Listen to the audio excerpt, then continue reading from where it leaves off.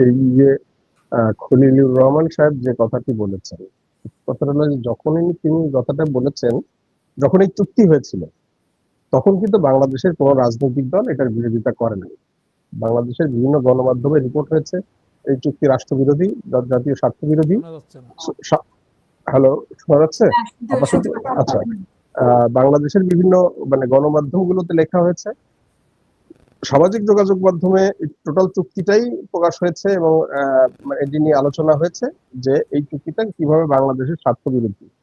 তো সেই জায়গা থেকে তখন কিন্তু বিএনপি, জামাত একদম চুপ বা নীরব ছিল। তারা যে হোক কোনো কারণে হোক তারা চুপ ছিল, নীরব ছিল। এখন এসে যখন রিজওয়ানা খলিল সাহেব একটা কথা বললেন যে এটা উভয় দলের সাথে আলোচনা করে কথা বলেছেন। তো এটা বলার পরে জামাত ইসলামের আমির তিনি বললেন যে ওই সময়ে যে সমস্ত চুক্তি হয়েছে সেই সমস্ত চুক্তি কোনো রাজনৈতিক দলের সাথে আলোচনা করে হয়নি। প্রশ্নটা হলো যে অন্তর্বর্তী সরকারের এই ধরনের একটা চুক্তি করার কোনো রাইটস ছিল না, কারণ অন্তর্বর্তী সরকার যে ধরনের দায়িত্বপূর্ণ কাজ করে তার মধ্যে এই ধরনের একেবারে জাতীয় স্বার্থ, তারপরেও যদি খুব প্রয়োজন হয় যে এটা করতেই হবে জাতীয় জরুরি প্রয়োজনে, তখন অন্যান্য সময় অন্যান্য যে জিনিসগুলো আছে সমস্ত রাজনৈতিক দলগুলোকে নিয়ে সেই কাজটা করতে পারতো। কিন্তু আজকে তারা এটা করেছে, করার পরে এখন জামাতের আমির বললেন যে তার সাথে আলোচনা হয় নাই।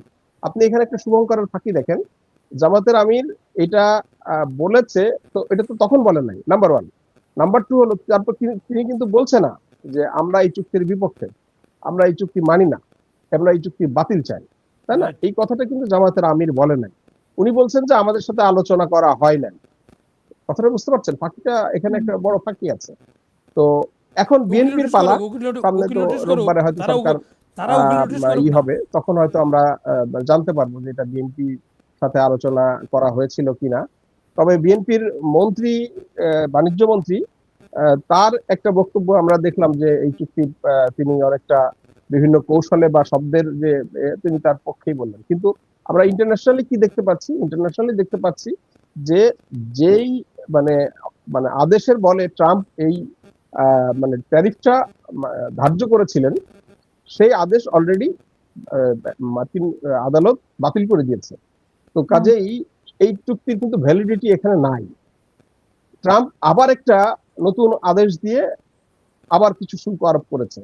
বাংলাদেশ সরকার চাইলে যে না ঠিক আছে, আমরা ওই চুক্তিটা তো বাতিল, আমরা যেহেতু এখন ট্যারিফ আছে, আমরা আমাদের উভয় পক্ষের জন্য উইন উইন, উভয় পক্ষের জন্য লাভজনক এবং স্বাধীনতা, সার্বভৌমত্ব, জাতীয় স্বার্থ রক্ষা করে আরেকটা নতুন চুক্তি করতে পারে।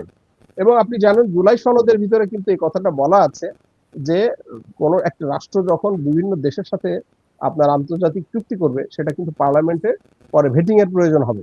তো এই চুক্তিটা কিন্তু পার্লামেন্টে এখনো ভেটিং হয় নাই। আমি আমাদের রাজনৈতিক দলগুলোর কাছে আহ্বান থাকবে, তারা এই প্রেক্ষাপটে তারা যে আগামী পার্লামেন্ট বসবে সেই পার্লামেন্টে এই চুক্তিটা তুলবে, চুক্তি বিভিন্ন ধারা তুলে আলোচনা করবে।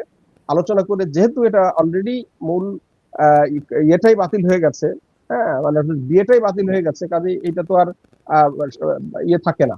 তো কাজেই সেই কারণে এখন এটাকে বাতিল করে নতুন একটা চুক্তি তারা করবে, যে চুক্তিতে উভয়ের স্বার্থ রক্ষিত হবে এবং আমাদের জাতীয় সার্বভৌমত্ব, নিরাপত্তা, এই বিষয়গুলো হবে।